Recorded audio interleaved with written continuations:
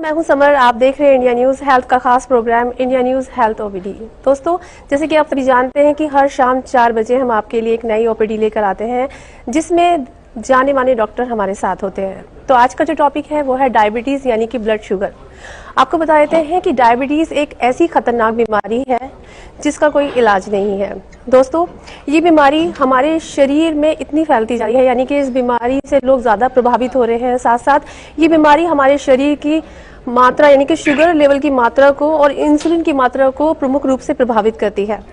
और एक्सपर्ट का कहना है कि ये बीमारी जेनेटिक तनाव और खराब लाइफस्टाइल की वजह से आती है। तो आज हमारे साथ मौजूद हैं एक्सपर्ट आयुर्वेदिक डॉक्टर अनुज राज। तो बहुत बहुत स्वागत है डॉक्टर अनुज राज आपका हमारे लाइव सेशन में।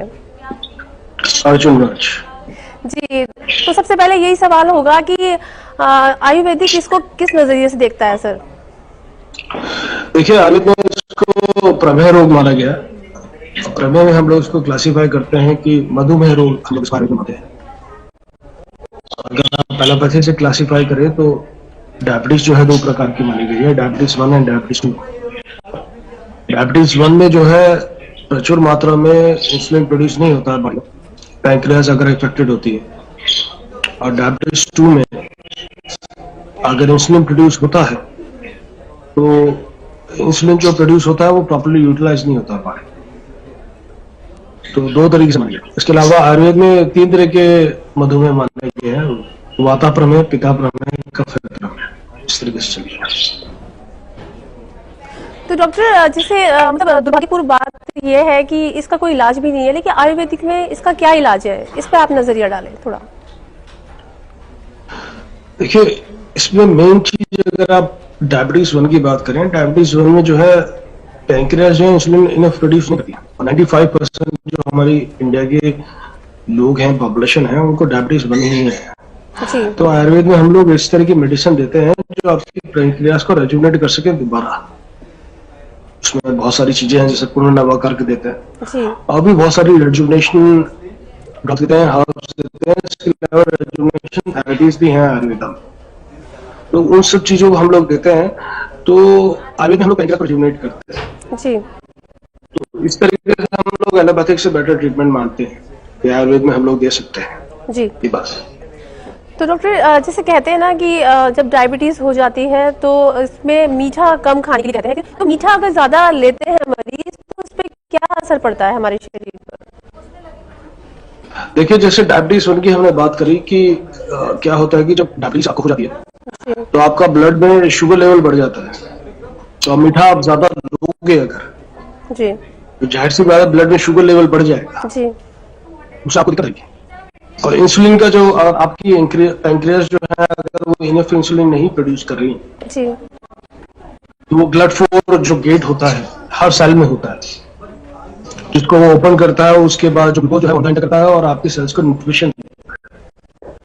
तो आप ज्यादा मीठा लोगे तो ज्यादा ब्लड ग्लूकोज बढ़ेगा आपके पास, तो बॉडी के लिए हानिकारक है जी। जैसा कहा जाता है कि हम फ्रूट्स खाते हैं, तो ऐसे कौन से फ्रूट हैं जो हमें नहीं लेने चाहिए? लेकिन मैं आपको सबसे बेस्ट चीज बता रहा हूँ जी, किसी भी के लिए जो भी ये प्रोग्राम देख रहे हैं सबके लिए बता रहा हूँ। गूगल करें, 3 तरह के high glycemic index food, middle glycemic index food और लो ग्लाइसेमिक इंडेक्स फूड। तो जिसमें ग्लूकोज की मात्रा कम है उस तरह के फ्रूट्स हमें लेने चाहिए जी। सीधी सी ये बात है। हाई ग्लाइसेमिक इंडेक्स फूड्स आप देख लीजिए, फ्रूट्स के अलावा फूड्स की बात कर रहा हूँ मैं, सारी चीजें उसमें सम्मिलित है जी, वेजिटेबल सारी चीजें। तो high glycemic index food, middle glycemic index food और लो ग्लाइसेमिक इंडेक्स फूड आप देखिए, उसी हिसाब से आप जो है अपने डाइट में मात्रा लें जो आपको लगता है कि आपकी शुगर लेवल को नॉर्मलाइज लेवल में रखेगा जी। सर, जैसे कहा जाता है ना कि मतलब एक्सपर्ट का कहना है कि ये तनाव से ज्यादा प्रभावित होता है शुगर लेवल। तो आजकल तो तनाव हर किसी की जिंदगी में, किसी को ऑफिस में, किसी की प्रॉब्लम है, तो तनाव कैसे इस पर असर करता है?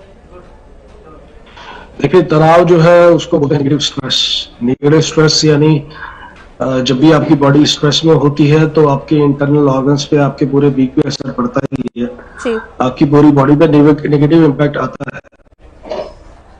जनरली आप देखिए जो मजदूर क्लास है इंडिया में, उनको नहीं है हाँ जी। डायबिटीज, हाई ब्लड प्रेशर, हाँ ये जी। सारी चीजों को नहीं होती है। अगर आप देखिए बिजनेस क्लास, डॉक्टर्स क्लास, इन लोगों को जनरली डायबिटीज होती है। जो एफ्लुएंट लोग हैं उनको ज्यादा डायबिटीज होती है, क्योंकि उनको मेंटल प्रेशर रहता है ज्यादा। जी। तो मेंटल प्रेशर जो आप पे रहेगा तो आपकी पूरी बॉडी में इम्पैक्ट पड़ेगा, सीधी सी बात है। बिल्कुल। तो माइंड आपकी पूरी बॉडी को गवर्न करता है। जी। तो सर सर तो जैसे जितना कहा हम जी, आप अपनी बात करिए। जितना आप लेस स्ट्रेसफुल रहें, योगा करें, मेडिटेशन करें, अपने माइंड को कंडीशन करें पीसफुल रहने के लिए, डायबिटीज में उतना खतरा है। जी।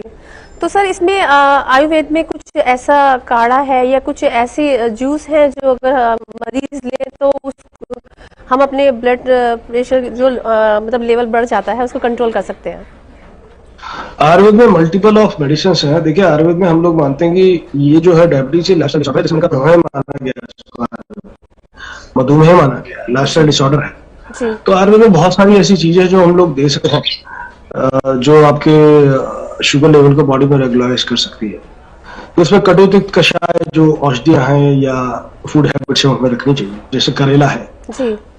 भिंडी है। भिंडी एक बहुत इंपॉर्टेंट चीज है। भिंडी में एक चीज होती है ग्वार, जो चिपचिपी चीज होती है।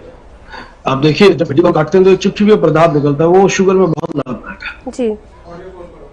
इसके अलावा बहुत सारे वेजिटेबल्स ऐसे हैं, जैसे भिंडी हो गई, लौकी हो गई, तोरी हो गई, करेला हो गया, तो जामुन के अंदर क्रोमियम होता है। क्रोमियम जो है इंसुलिन का बॉडी में सिंथेसिस करता है, ज्यादा इंसुलिन की मात्रा प्रोड्यूस करता है बॉडी के अंदर। जी। जितना इन चीजों का सेवन करेंगे, नेचुरली अपनी बॉडी को आप ऑप्टिमाइज रखेंगे, आपको उतनी कम हाइपोग्लाइसेमिक ड्रग्स या इंसुलिन की आवश्यकता पड़ेगी बॉडी के लिए। जी। सर इसके अलावा आप ये समझिए कि कौन सी ऐसी चीजें जो पेनक्रियास को इम्पैक्ट करती है, जैसे stress is one of the thing. जी। अगर आप स्ट्रेस को अपना स्ट्रेस सभी आप स्ट्रेस अगर आप फिजिक्स की भाषा में पढ़ें तो एक तरीके से नेगेटिव फोर्स है। नेगेटिव फोर्स तब आती है जब उस प्रेशर को संभालने का लायक होते नहीं। जी। तो आप अपनी कंडीशनिंग ऐसी करें कि आप हर तरह के स्ट्रेस को हैंडल कर सकें। नहीं कर सकते तो उस सिचुएशन से चले जाएं, क्योंकि वो आपकी बॉडी में नेगेटिव इम्पैक्ट कर रहा है। जी। सर कभी कभी क्या होता है किसी को पता चल जाता है कि हमें मतलब ब्लड शुगर की या फिर मतलब ये मधुमेह की बीमारी हो गई है, तो उस पर अगर वो ध्यान न दें अपने लाइफस्टाइल पर ये मतलब उस बीमारी पर, तो वो हमारे शरीर के कौन से ऑर्गन्स को प्रभावित कर सकती है? देखिए मधुमेह जब भी होता है तो आपने देखा होगा, मधुमेह में जब भी डेथ्स होती हैं, जी। डायबिटीज में जब भी डेथ्स होती है तो बॉडी ऑर्गन फेलियर होता है। क्योंकि जो ग्लूकोज का काम होता है बॉडी को पोषण पहुंचाना। बिल्कुल। जो बॉडी में इनफ इंसुलिन नहीं होती है तो ब्लड फ्लो सेल्स जो गेट होता है हर सेल का, उसको ओपन नहीं करता है, उससे बॉडी के जो इंटरनल ऑर्गन्स हैं उनको पोषण नहीं मिलता है। बिल्कुल। सारे ऑर्गन इम्पैक्टेड होते हैं इसमें। आप चेहरे, हम जैसे लोग जो बहुत सारे समय से प्रैक्टिस कर रहे हैं, हम लोग चेहरा देख के बता सकते हैं साथ में डायबिटीज, बॉडी में डेड सेल्स अपीयर होते हैं, समझ रहे हैं? जी। सारे इंटरनल ऑर्गन्स हैं, they get impacted because of the diabetes. That's why कहते हैं कि डायबिटीज जो है स्लो डेथ है, it leads you to a slow death, तभी बोलते हैं ऐसे। जी सर, इस लाइव सेशन में हमारे साथ कुछ दर्शक भी जुड़ते हैं तो उनका सवाल ले लेते हैं। पराश वर्मा जी का क्वेश्चन है कि डायबिटीज की वजह से और क्या-क्या समस्याएं हो सकती हैं?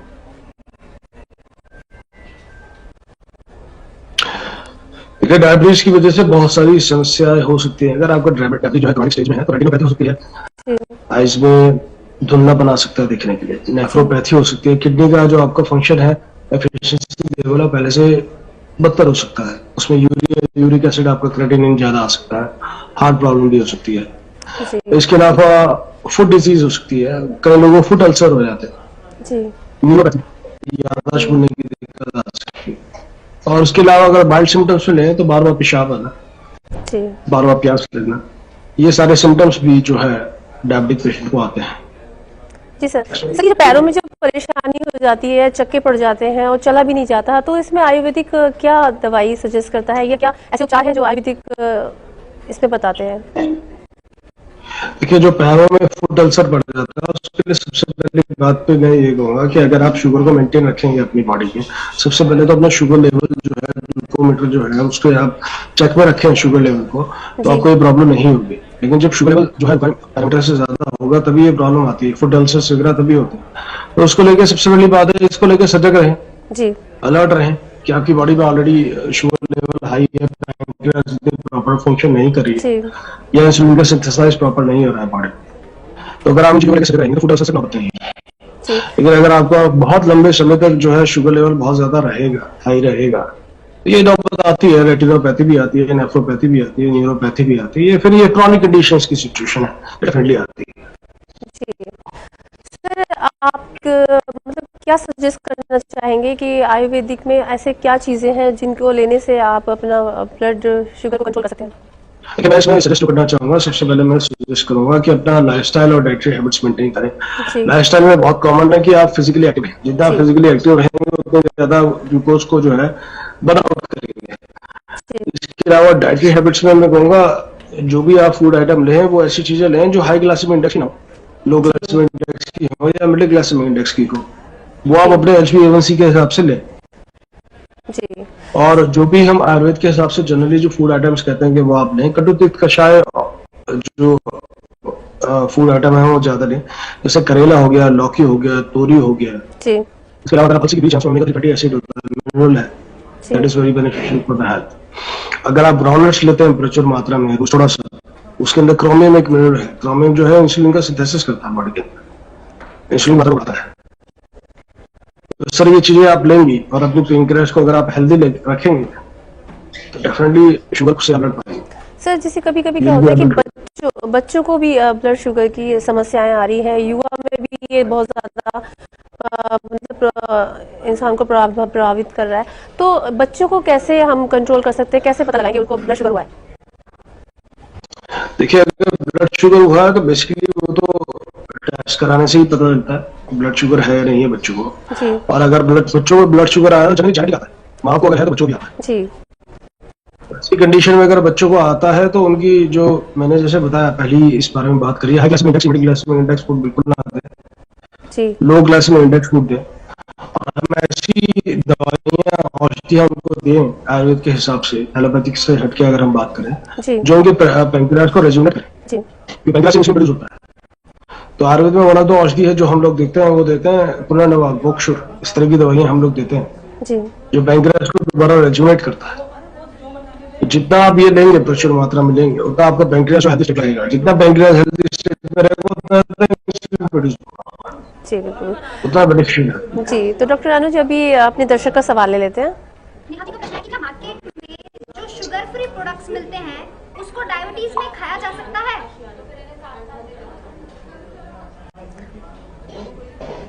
दोबारा रिपीट करेंगे? सर मार्केट में जैसे शुगर के प्रोडक्ट्स मिलते हैं, क्या उनको आप ले सकते हैं या मरीज ले सकते हैं? देखिए डिपेंड करता है किस कंपनी के आप ले रहे हैं या आपका उसके साथ जो है आपका एक्सपीरियंस कैसा है। जनरली जैसे हम लोग हैं, हम हिमालय की डायबिकॉन देते हैं, उसका बहुत अच्छा रिजल्ट है मार्केट से अगर आप लेके उसको। दूध तपेश्वर की मेडिसिन है, उनका बहुत अच्छा रिजल्ट है मार्केट से अगर आप लेते हैं। जी तो हर टॉम डिक एंड हैरी पे तो हम लोग विश्वास नहीं कर सकते, मैं ऐसा कहूंगा, क्योंकि मार्केट में हर तरह के प्रोडक्ट्स आ रहे हैं। You can not trust each and every product. जी ऐसे प्रोडक्ट लेने चाहिए जिनका एक हिस्ट्री है, एक लिनेज है कि हाँ भाई अच्छा प्रोडक्ट है, people are having good effects with that. हमारे डायबिकॉन से बहुत अच्छे रिजल्ट्स आ रहे हैं। बाकी फल त्रिकादि क्वाथ है आयुर्वेद में, उसके बहुत अच्छे रिजल्ट्स हैं। जो कंपनी फल त्रिकादि क्वाथ अगर अच्छा बनाती हो उसको जरूर ले आयुर्वेद। करेले के बहुत सारे क्वाथ आते हैं, जी लौकी तोरी की म्यूजिक, ये जूसेस आते हैं, आंवला के जूसेस आते हैं, वो अगर आप लें it helps to regulate the sugar definitely. जैसे शुगर के जो मरीज होते हैं वो मतलब कुछ भी खाने से पहले डर जाते हैं कि लाइक इसमें अगर हम इसको लेंगे ज्यादा मात्रा में हो गया तो हमारा शुगर लेवल हाई हो जाएगा, तो केले पर आप क्या कहेंगे? केला मतलब शुगर के मरीज ले सकते हैं? केला देखिए बेसिकली जितने भी स्पोर्ट्समैन हैं वो सब एकदम केला लेते हैं इंस्टेंट एनर्जी के लिए। केला सबसे बेस्ट बनाया गया है स्पोर्ट्समैन के लिए। अगर आपका शुगर लेवल लो है तो आप केला ले सकते हैं, जी सो दैट आपकी विद इन पैरामीटर्स रहेगी। लेकिन बिल्कुल अगर आपका शुगर लेवल हाई चल रहा है तो केला आप अवॉइड करें, जी क्योंकि इसका प्लाज्मा इंडेक्स ज्यादा है, ओके जब इंस्टेंट एनर्जी मिलती है इससे। जी बिल्कुल। सर अभी अपने दर्शक का सवाल ले लेते हैं फिर वाइंड अप करते हैं। हाँ। पराश वर्मा जी का क्वेश्चन है कि हाई और लो ब्लड प्रेशर को कंट्रोल करने का आयुर्वेदिक उपचार क्या है? इसको रिपीट करेंगे, क्वेश्चन दूंगा। हाई और लो ब्लड प्रेशर को कंट्रोल करने का आयुर्वेदिक उपचार क्या है? देखिए, आज तो वैसे हम डायबिटीज के बारे में बात कर रहे थे, हाई और लो ब्लड प्रेशर के बारे में बात नहीं कर रहे थे हम लोग। जी, तो सर जी बिल्कुल। तो सर आप अपनी साइड से हमारे दर्शकों को क्या सजेस्ट करना चाहेंगे कि क्या चीज लें और क्या ना लें, तो इसी पर ये सवाल करते हैं। देखिए, हाई ब्लड प्रेशर जनरली तभी होता है जब आपकी जो धमनियां हैं, जो ब्लड आर्टरीज हैं, उसके अंदर प्लाक्स ज्यादा है। सबसे पहले सजेशन यही रहेगा कि आप ज्यादा से ज्यादा वॉक करें, वर्कआउट करें जी, ताकि आपकी बॉडी में कोलेस्ट्रॉल की मात्रा कम हो, आपका लिपिड प्रोफाइल नॉर्मल आए, ट्राइग्लिसराइड्स आपके नॉर्मल हो। जिनका ट्राइग्लिसराइड ज्यादा होता है, कोलेस्ट्रॉल की मात्रा ज्यादा होती है बॉडी में, उनको हाई बीपी की प्रॉब्लम रहती है, हाइपरटेंशन की प्रॉब्लम रहती है। जी, अगर आप रेगुलरली वॉक करेंगे, एक्सरसाइज करेंगे तो आपको ये दिक्कत नहीं आएगी। और आयुर्वेद में बहुत सारे ऐसी चीजें हैं जो बीपी को आपको नॉर्मलाइज रख सकती हैं, जैसे लहसुन। जी, लहसुन का सेवन अगर आप रेगुलरली करें तो लहसुन जो है वो ट्राइग्लिसराइड को डिसॉल्व करता है। इसके अलावा अलसी के बीज जो है बहुत बेहतर माने गए हैं। इसके अलावा अर्जुन की छाल है, अर्जुन की छाल जो है अगर आप रेगुलरली लेंगे वो बहुत बेहतर मानी गई है आपकी धमनियों के लिए, जी, वो आपका बीपी को नॉर्मलाइज करने की हेल्प करेगा। बाकी जैसे डायबिटीज है या ब्लड प्रेशर है, लाइफस्टाइल डिसऑर्डर्स, अगर आप अपनी लाइफ को प्रॉपर्ली बैलेंस करके चलेंगे, रेगुलर एक्सरसाइज करेंगे और खान पान में अगर आप जो है मॉडरेशन रखेंगे तो ये सारी प्रॉब्लम से बच करेंगे, चाहे डायबिटीज हो, चाहे ब्लड प्रेशर हो, चाहे ओबेसिटी। जी, बहुत बहुत शुक्रिया डॉक्टर अनुज, आपने हमारे दर्शकों को बहुत जानकारी दी है कि अपनी लाइफ स्टाइल को कैसे ठीक रखना है और तनाव से कैसे मुक्त रहना है और क्या चीज लेनी है और क्या चीज नहीं लेनी है। एक बार फिर इसी टॉपिक पर हम आपके साथ दोबारा से हाजिर होंगे। तब तक के लिए आप देखते रहिए इंडिया न्यूज हेल्थ। नमस्कार।